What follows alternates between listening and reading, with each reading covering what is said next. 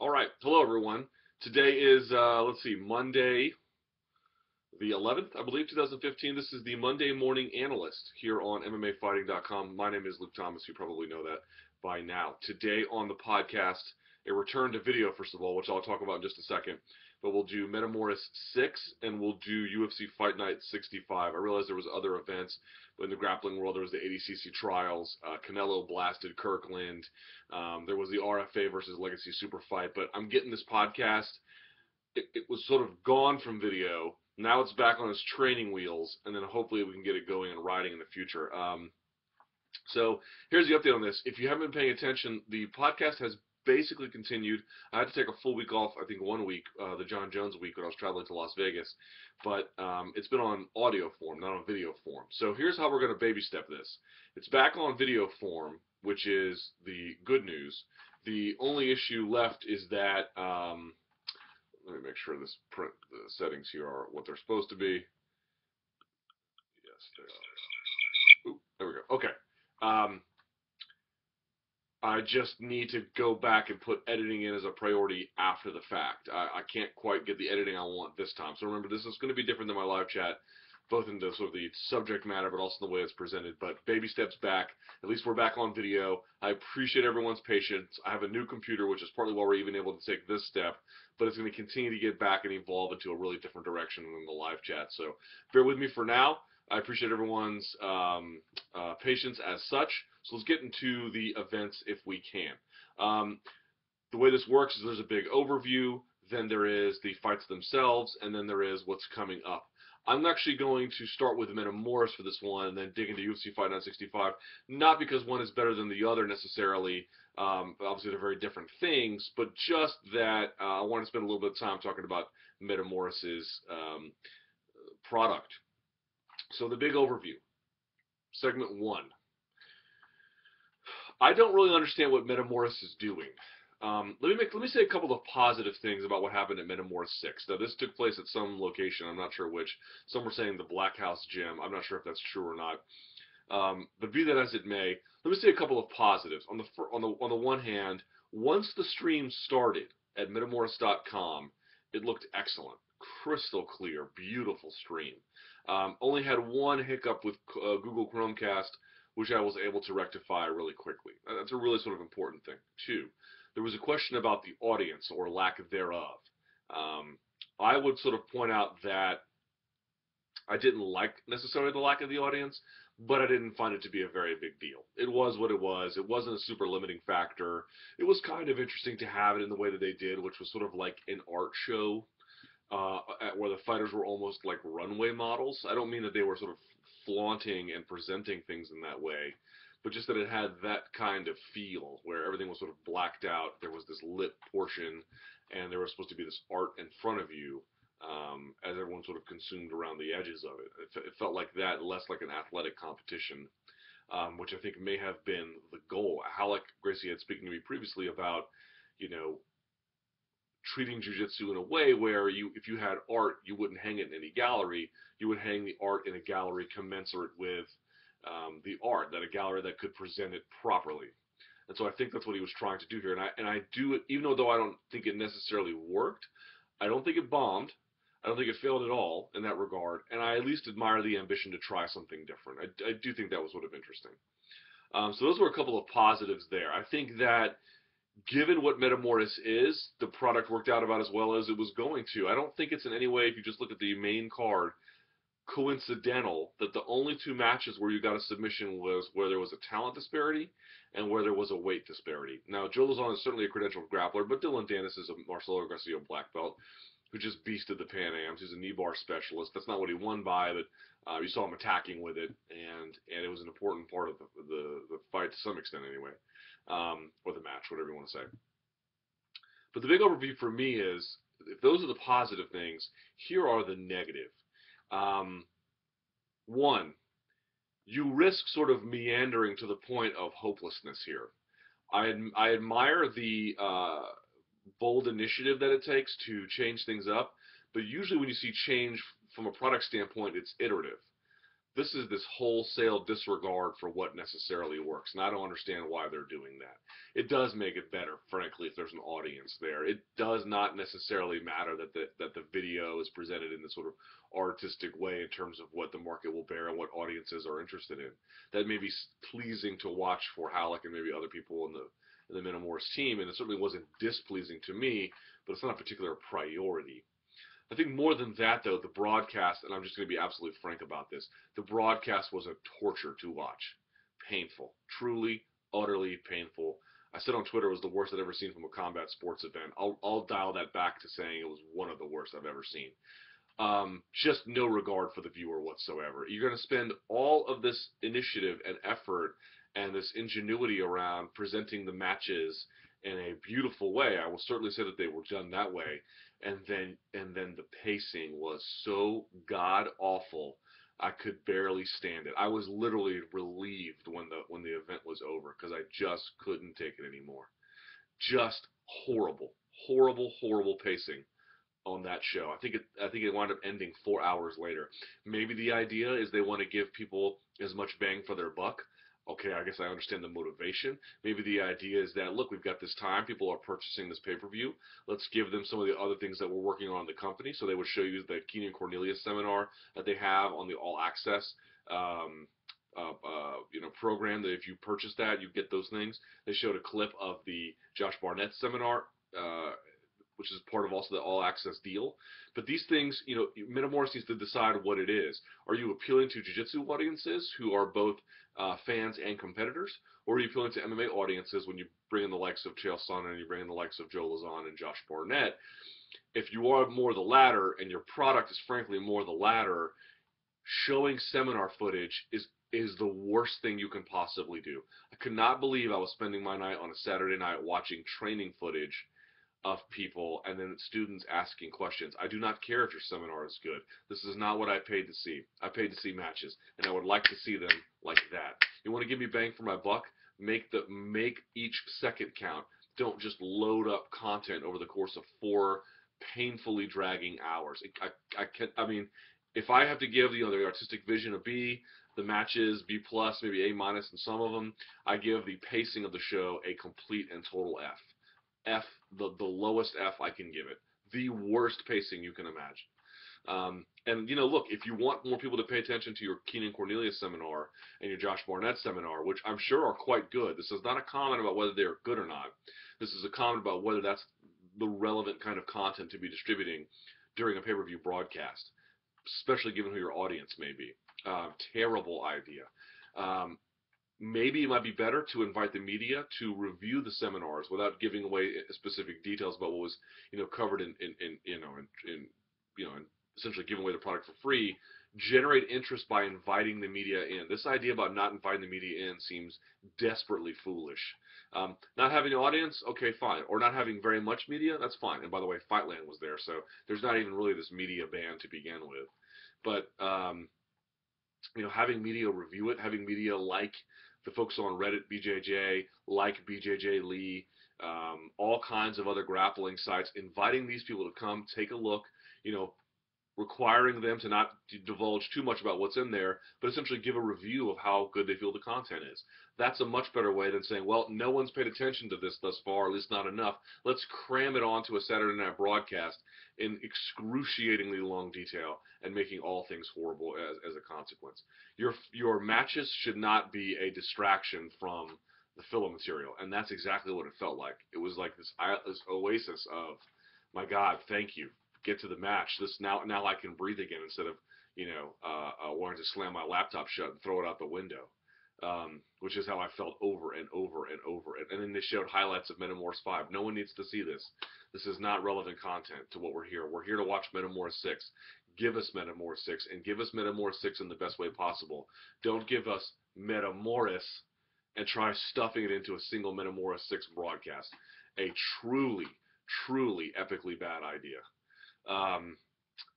Then there is the other sort of key takeaway about what Metamoris is, right? And then we'll use this to lead into the product itself, or the fights themselves, I should say, or the matches, whatever you wish to call them.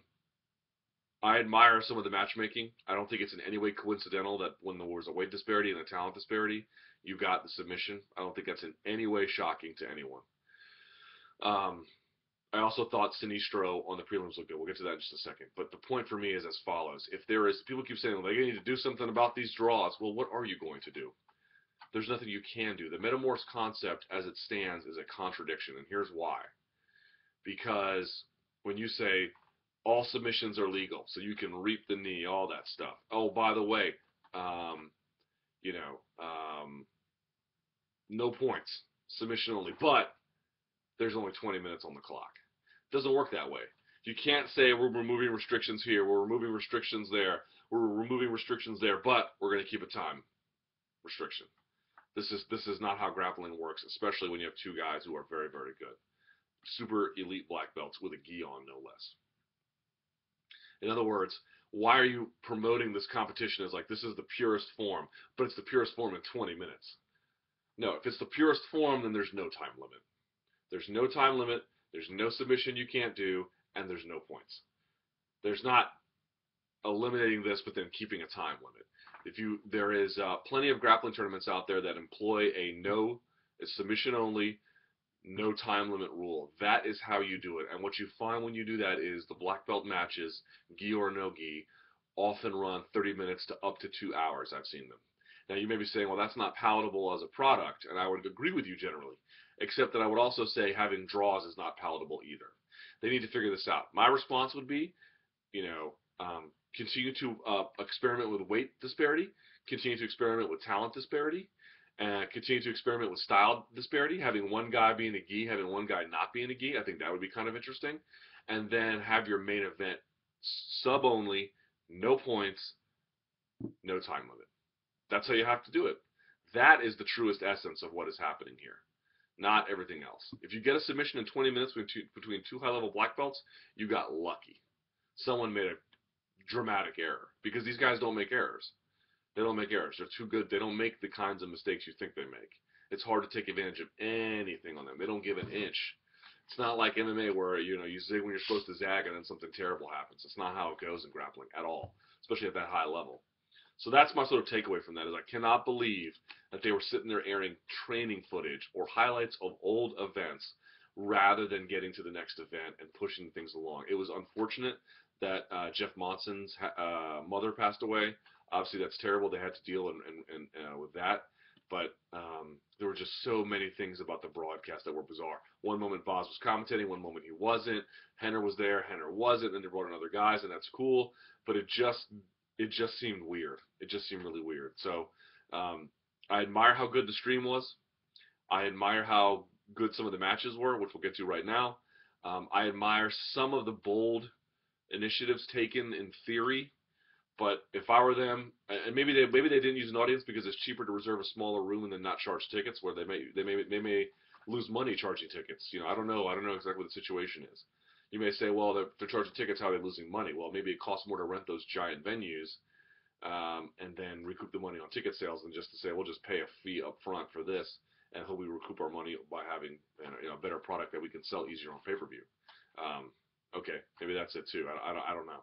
But whoever is in charge of Metamoris broadcasts is doing a terrible job in terms of production. In terms of not the matches themselves and not necessarily how they're presented, but everything else needs to be reworked. Everything. All right. So let's get to the matches themselves, because I've hammered them for now almost 15 minutes. Quickly, I'll just go over I won't even go over. I'll just mention there's a prelim card with two matches. Francisco Iturralde, everyone calls him Sinistro, took on Greg McIntyre. He actually won. I think within the first 10 minutes, if I'm not mistaken. Pretty great omoplata sequence he had from always many. He had an omoplata, had to let it go, and then recapture it because he always had a good lapel grip. Gets the omoplata and then turns over, so McIntyre's flat on his back, arms extended, and Sinistro's, his ass is right in his face. But that's where you want it. That means Sinistro's entire body is controlling a small portion of McIntyre's. And he had to roll over to get the armbar, but if you just do it loosely, you'll lose it. So he actually took his right foot and put it in front of the neck of McIntyre and then used that to roll himself around. But that was the anchor. The foot came around and was the anchor. And I think it was McIntyre's left arm, so it was this arm. That was kind of cool. So Sinistro got the submission. And then Michael Liera Jr. taking on Morgan Niederländer out of Krohn's place. Liera Jr., one of Otto's new black belts, or maybe still a brown belt. I can't remember. Anyway, prodigy over from Otto has been tearing it up for a long time. He's been making waves since he was a purple belt, if not a blue. He had an interesting attempt from Mount. That was a triangle attempt from Mount that didn't go anywhere, but it was if there was a way to judge points, he would have won. So I'm actually going to start from the bottom up on this card. We'll go on the UFC card bottom or top down. Evandro Nunes replaced Jeff Monson against Jimmy Friedrich against Jimmy, another Otto's guy.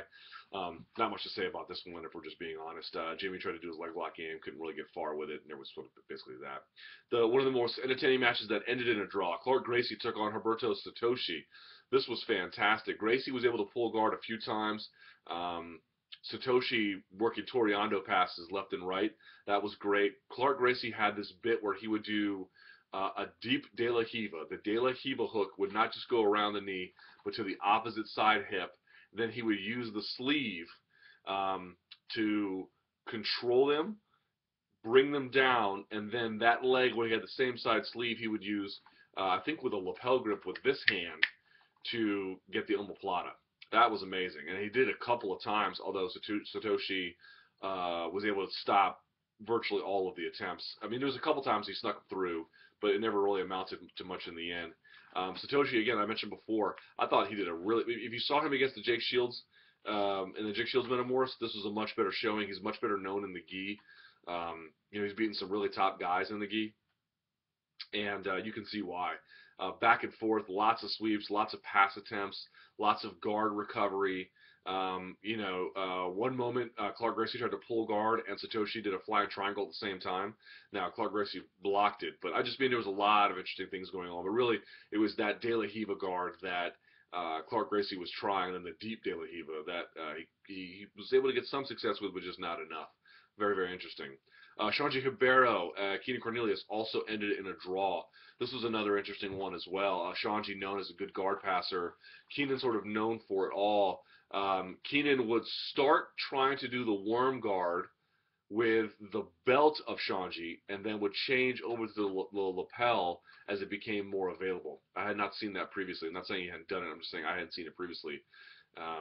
So that was kind of interesting to me because the belt is tight at first, right? You can get a similar affect, not quite, because you don't have that same kind of posture control, but it is a little hard when the weight is being sunk from their hips. So that was kind of interesting to watch. Didn't get a whole lot of success with it. As soon as he tried to get around the back, Shanji would just go back down without getting past. A couple times he had a reversal. He almost had a cross-collar choke one time when Keenan was trying to pass. Keenan had a couple of long step passes that I thought was kind of interesting. Keenan probably would have won on points, I think. But it's sort of another one of those matches where you're talking about him in retrospect and you're just saying to yourself, why is there a time limit here? I mean, these two could go for a very long time before you really get a winner.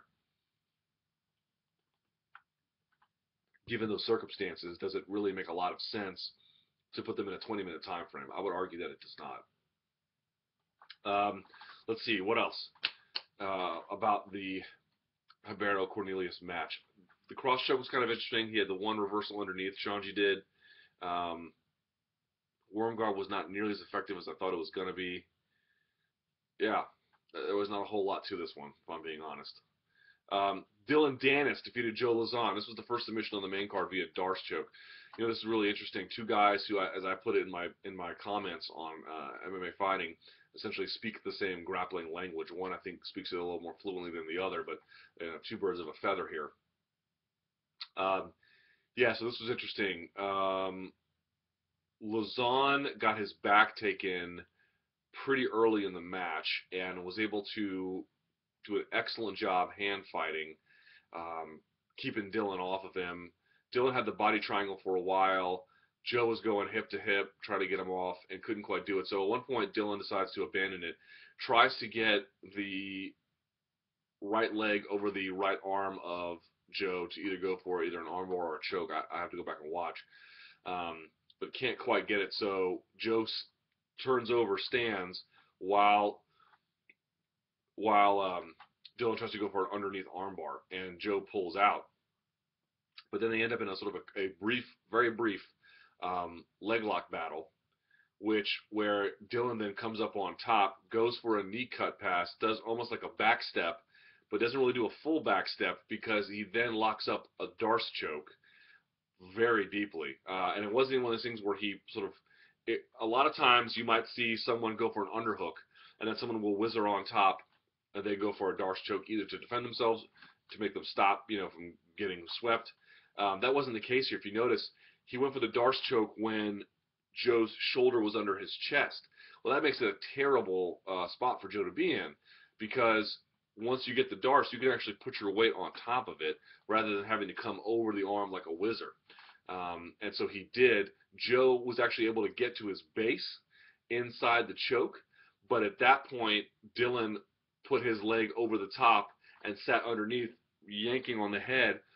It eventually became basically a power guillotine from underneath. That's essentially what it turned into. I'm not sure if Dillon let him spin into it or if that was an adjustment after the fact. That's a little bit beyond my pay grade. But it was nevertheless, whatever it was, Dillon had an answer for the evolution of the technique. And it was just sort of interesting to me because I just see a lot of guys, here comes the underhook. Oh, don't want to have the underhook. Let me go, on top of the underhook and then squeeze and try and get a Darce. And I'm not saying it doesn't work. It works routinely.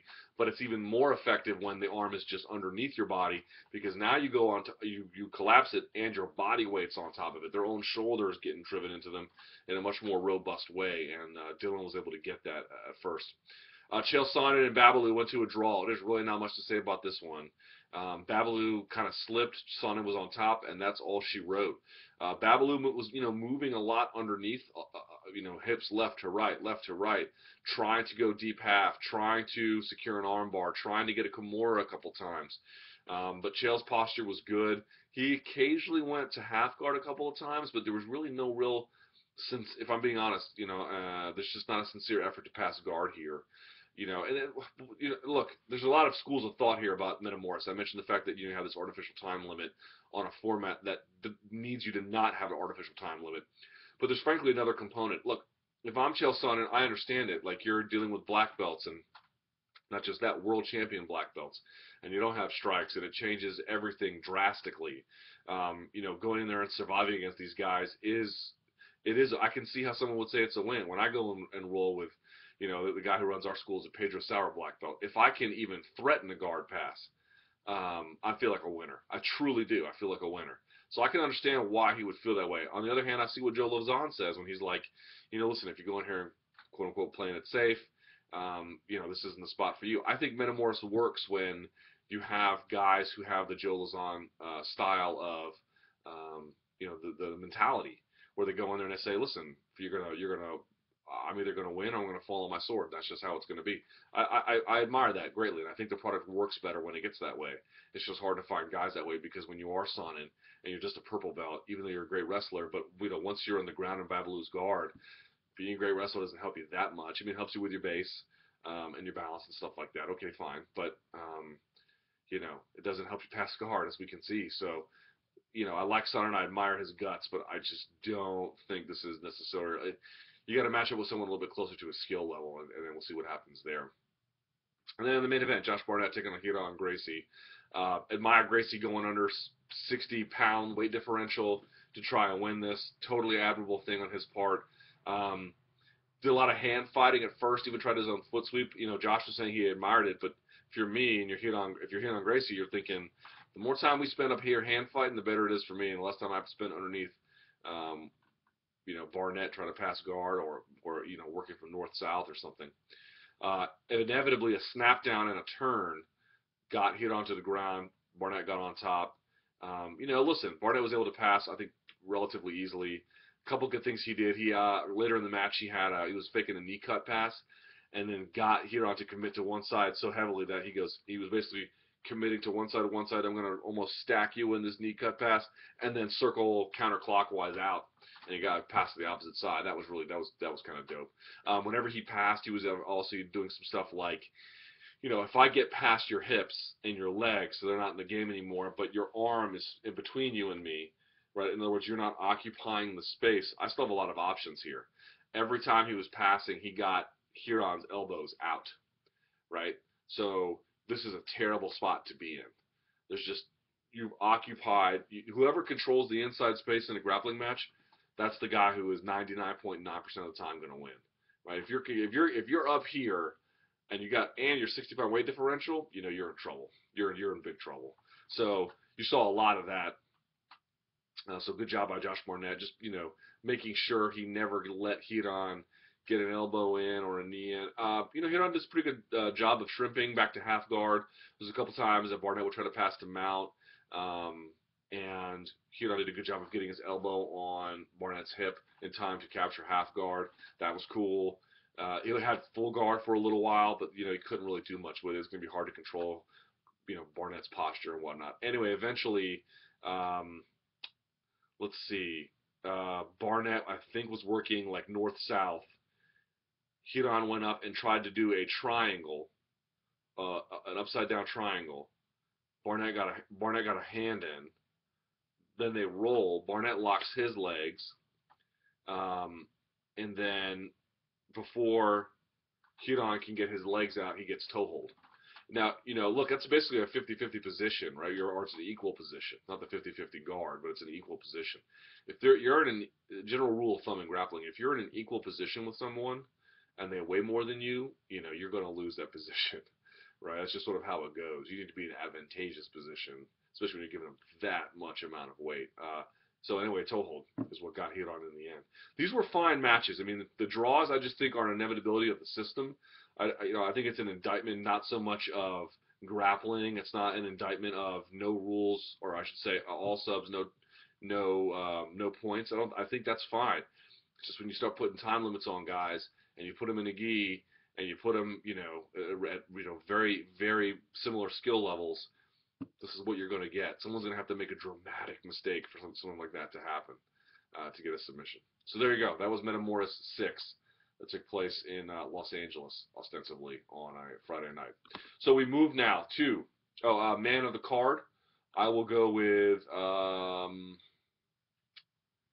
Dillon Danis, just because I thought the fluidity of his submissions were so great. So we move to UFC. Oh, I get the card. I don't know. It's hard to say. Just the card itself, I would give a B. The production, I would give an F, as we mentioned before. All right. So, also that night from Adelaide, Australia, UFC Fight Night 65, also known as UFC Fight Night Stipe Miocic, versus Mark Hunt. This took place at the Adelaide Entertainment Center. It had an attendance of 7,984 with a total gate of $833,000 and $833,810. Top of the food chain here, Stipe Miocic defeated Mark Hunt via TKO at 247 of the 5th round. This was a disaster of a fight, not because of anything necessarily the competitors did. I thought Mark Hunt kind of faded early. Good job on Stipe of not trying to do a double leg, blasting Mark Hunt through, who has quick hips, better reaction time than people give him credit for. Getting underneath and then going for a single leg on the leg he's stepping forward with. Thought that was really cool. So if Mark Hunt stepped forward to throw a strike one way or the other, that was the leg he was going towards, which is typically Mark Hunt's left leg, and then running the pipe and then getting on top. I thought that was great. So good job by Stipe Miocic. On top, it was pretty clinical with the ground and pound. Not a whole lot to say there. Good about keeping Mark Hunt off of his base. But, I mean, how do you not stop that fight a minute before the end of the 3rd round? To let that go to the 5th round, you know, utterly unconscionable. Utterly unconscionable. You know, I looked at the referee John Sharp. This is a guy who's been refereeing UFC events since 2010, has had previously some great stoppages, and I think was even involved in a stoppage earlier this evening. I'm not sure which one it was, but I remember thinking it was actually a pretty good stoppage. You know, I think it was the O'Connell-Peroche stoppage, maybe? I don't know. I had to go back and look. But be that as it may, you can hear my dog. Be that as it may, Miocic looked good. Looks like that the heavyweight division has a contender now outside of, you know, the Dos Santos Velasquez situation. So I'm not saying he'll get a title shot from this, but it seems probable that he's in the short list pretty clearly. Let's see. Robert Whitaker defeated Brad Tavares via KO, 44 seconds. The left hook, man. The left hook of death. Good job. I thought his footwork looked good. I thought his mobility looked good. Jump up to middleweight. He doesn't seem too outsized. Had a good couple front kicks and was able to just sneak the left hand around the corner ever so slightly against Brad Tavares, who I didn't think his defense was bad, but with these tiny gloves, man, your defense has to be really tight. And was able to just find his way. He would sort of dip to the right, and that would get Brad Tavares to extend just a little bit. And then after he would dip, he would sort of then come back over with the left and tagged him many times until finally, the way he put one down when his hands were way down, and that was all she wrote. Sean O'Connell defeated Anthony Perosh at 56 seconds of the first round. Not a lot to say here, for being honest. Perosh, obviously a credentialed grappler, but he's obviously much older. Sean O'Connell, God bless him. But this was sort of a brawling stoppage. Went in there, ate a shot to give one. Yeah, that's literally what happened. Ate a shot to give one. Rocked Perosh. I don't think he had anything. I thought his movement really wasn't there, and I think he had a little bit of issue with O'Connell's power and hand speed. Not a lot to say about it. James Vick defeated Jake Matthews via submission guillotine choke. Thought Matthews looked okay early. This took place at 4:53 of the first round. But a couple things. He got caught with an uppercut earlier, remember, because he was crow hopping into Vick. Instead of throwing a 1-2 and sort of walking with it or gliding with it, he would jump into it. He got nicked with that early. And as a matter of fact, I think that's what Vick met him with before he could jump, because it's just so easy to time, right? If you know someone's either about to jump or about to land from the jump, you can catch him. And so he hits him with a jumping switch knee, and then Matthews tries to close the show, or at least the distance. Vick feeds him a couple of uppercuts, which makes Matthews desperate for a takedown, which gives Matthews the head outside double/single, which means Vick can lock up the guillotine and then roll him over to mount, and that was basically all she wrote. He tapped from there. It's a lot of times in MMA, you're not going to get the sub until you hurt them, but once you hurt them, they start making bad, hasty decisions, don't they? And so rather than backing out and trying to reset, he sort of drove forward with it and paid the price as a consequence. Dan Hooker defeated Hatsu Hioki via head kick at 4:13 of the second round. Fairly even contest on the feet, I thought, beforehand. Hioki was doing a really good job. You saw Hooker being in the southpaw stance, kind of pulling with his right, and when he would, Hioki was coming to the body, actually to the liver shot, which I thought was kind of awesome, and then throwing strikes up the middle too, particular front kicks to the sternum. And they were landing, but he had his right hand so low. When he was punching, the other one was coming down with it. And Hooker, in the second round anyway, just didn't show any signs of wanting to throw the kick. I mean, he threw it previously in the first round, but basically blocked both times. But the second round, he was sort of just throwing hands, came back out of an exchange. They were sort of repositioned themselves, and boom, he just toasted him with it. There was not much setup to it. I just don't think that Hioki was ready for it, and his hands were literally like this, like Koji Oishi style versus Nick Diaz. It was just, he was ripe for the picking. Kyle Noak somehow defeated Jonathan Webb, 30-27, 29-28, 29-28. I guess I haven't seen the scorecards. I'm assuming that they did not give Noak the second round where he was dropped twice, but I don't know how you give him both the first and the third, if we're just being honest. Not a lot to say about this fight. It's a fairly straightforward technique, but there you go. Sam Alvey defeating Dan Kelly, 49 seconds of the first round. Smiling Sam Alvey, boy. He's a funny guy, isn't he? This one was kind of interesting to me. So when a lot of times in Muay Thai, when you see guys throw a leg kick, the same side they throw, so if they're throwing with the left side, they'll put the hand out, and then they'll either cover here, or sometimes you see the hand come across the face. This is to keep distance, yeah, and to protect yourself, right? So you're creating lines of defense, both by sort of like a stiff arm / initial way to block hands or something else here to cover sort of this line of defense, right? And for balancing too.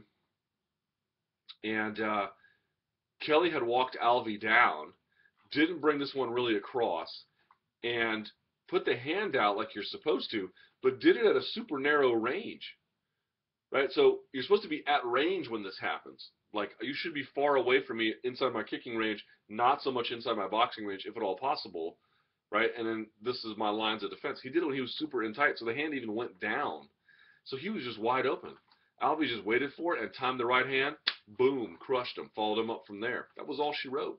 There's really not much more to it than that. He just threw a technique that works better at distance in very tight space, even though he was the one pressuring, and he paid for it as a consequence. Beck Rawlings defeated Lisa Ellis via submission rear naked choke at 4:09 of the first round. Not a whole lot to say about this one. I did like Lisa Ellis going for the knee cut pass, getting just far enough, and because Beck Rawlings was sort of pushing on one hand, on the hand closer to Ellis, Ellis tried to wrap it and spin for the armbar, couldn't quite get it. But she was hurt by the time her back was taken in the Beck Rawlings fight, and so there wasn't a lot of hand fighting. Once Rawlings got her back, the choke was sort of fairly there. She got roughed up in the clinch, basically, is the long story short, and then from there, gave her back up rather easily, and then the choke as well. Brad Scott defeating Dylan Andrews via guillotine choke at 4:54 of the second round. Not a lot to this one as well. This one was interesting. Alex Chambers defeated Kaylin Curran via armbar at 3:15 of the third round. So if you didn't see this fight, Alex Chambers basically gets tuned up for 2.5 rounds. I mean, badly beaten. And Kaylin Curran is just sort of moving forward, taking a shot here or there, but, you know, really just keeping Alex Chambers back against the fence or circling away from her, coming forward with, you know, hand and foot combinations, being offensive, putting a lot of pressure on her. But there's just a certain lack of refinement in her game, including in the striking game, that you can see. Now, Chambers, I wouldn't say she got lucky, but I don't know that she could do this in, you know, 9 out of 10 fights. But she was able to, in the course of being taken down in the third round, immediately lock up a Kimura on the near side. Now, it was blocked, as they often do. They bring their hips and legs closer to it, you know, they put pressure down, and you can't get it out, right? So there was a lot of ways that Kaylin Curran could have blocked this. She could have gotten closer to her. She could have stepped over the legs one way. But the way she chose to do it was she eventually, because, I mean, Chambers' grip on this Kimura was tenuous, to put it best. So what she eventually decided to do was give her her back. She's still pushing into her, and that part was okay. But if someone's going for a Kimura like this, their body's here, and I'm trying to go for Kimura on this, in that case, it'll be the left arm. What you're going to see a better grappler do is immediately step over your head. Immediately they're going to come around because it reduces all the torque on it. So what she did was she came out and then stepped in front. She didn't step over the top. And I don't mean just one leg. I mean, but they'll come over with both, right? They need one to get one, but then they'll just backstep for the other. And that essentially reduces and eliminates the Kimura. She didn't do that. She stepped in front, which allowed Chambers to invert underneath and turn it into an armbar. And then again, Curran, instead of just putting pressure and stacking her, stands up, immediately armbar. Similar to what happened to Joanne Calderwood. Crazy. Brendan O'Reilly defeated Vick Grujic via unanimous decision, 29-28 across the board. And then last but certainly not least, Ben Wynn defeated Alptekin Oskalic at 4:59 of the first round. This was a cool one. Alptekin Oskalic has good clinch takedowns, had a couple of them in this round, or at least one of them anyway. Ben Wynn just seemed utterly unfazed by his offense, however. Great hand speed. What really caught him was Oskalic backing up against the fence, switching stances, trying to exchange in the pocket, especially on clinch breaks. But in the last one, was sort of backed up, switches stances, eats a right hook as he dodges to the same side, and then a left hook over the top. But the left hook had previously been connecting in the fight, but it connected only after the right one snuck it underneath after he was sort of facing on the wrong side that he usually faces. And so he paid for it as a consequence. I give the card, B+. It was decent especially for a Fight Pass card. You know, not the best fighters in the world, but it's a different argument to make. And then I guess man or woman of the match, I'm going to give to probably Robert Whitaker, just because of his steady improvement even after jumping up a weight class is sort of impossible to ignore. Okay, that does it for your boy. I have to get out of here. I appreciate everyone being patient with this podcast. Thank you very much. And, yeah, check it out next week. Monday Morning Analyst. Luke.Thomas at SBNation.com and at SBN Luke Thomas. See y'all. Bye.